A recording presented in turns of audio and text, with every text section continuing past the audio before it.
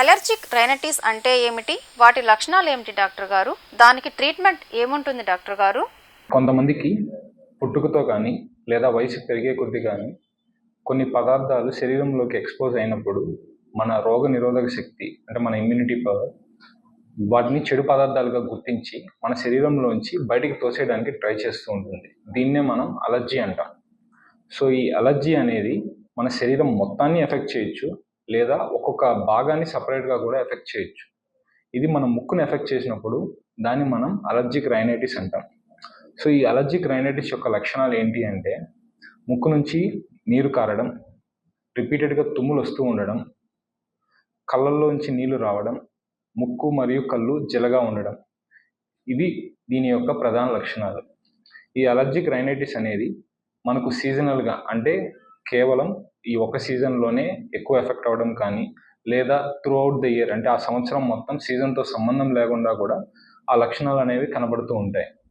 So ఇలా allergic రైనైటిస్ని మనం diagnosis చేసిన తర్వాత వాళ్ళకి నేసల్ స్ప్రేస్ మరియు యాంటీహిస్టమిన్ టాబ్లెట్స్ని వాడడం వల్ల ఈ సిమ్టమ్స్ని మనం కంట్రోల్లో ఉంచుకోవచ్చు. అలర్జిక్ రైనైటిస్కి మనం వన్స్ డయాగ్నోసిస్ చేసిన తర్వాత ఈ స్ప్రేస్ మరియు టాబ్లెట్స్కి ఎప్పుడైతే ఆపేశారో వాళ్ళకి మళ్ళీ రిపీటెడ్గా సిమ్టమ్స్ వస్తూ ఉన్నాయి అంటే వాళ్ళకి మనం అలర్జీ స్కిన్ టెస్ట్ అనే దాన్ని చేస్తాం.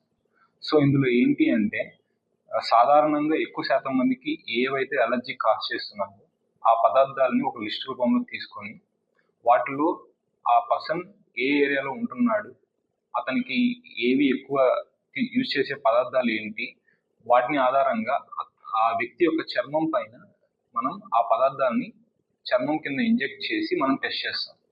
అందులో ఏ పదార్థానికి అలర్జీ ఉంది అనే దాన్ని మనం గుర్తించవచ్చు. సో మనం వన్స్ అలర్జీ యొక్క కారణాన్ని మనం గుర్తించిన తర్వాత వాళ్ళకి మనం ఇమ్యూనోథెరపీని సజెస్ట్ చేస్తాం. సో ఇమ్యూనోథెరపీ అనేది ఏంటి అంటే ఈ థెరపీ ద్వారా మన ఇమ్యూనిటీ సిస్టమ్ని మనం మాడిఫై చేసి ఈ అలర్జీని మనం తగ్గిస్తాం. ఇందులో 2 రకాలుగా ఉంటుంది. ఒకటి సబ్క్యూటేనియస్ ఇమ్యూనోథెరపీ, రెండవది సబ్లింగ్యువల్ ఇమ్యూనోథెరపీ.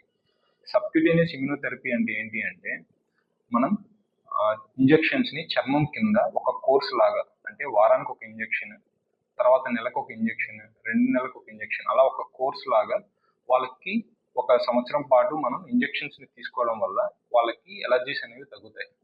రెండవది ఏంటి అంటే సబ్లింగ్యువల్ ఇమ్యూనోథెరపీ. ఇందులో మనం ఏదైతే ఈ టెస్ట్ ద్వారా అలర్జెన్స్ మనం గుర్తించామో సో వాటిని ఆధారంగా ప్రతి వ్యక్తికి సపరేట్గా స్ప్రేస్ని తయారు చేసి ఇస్తారు.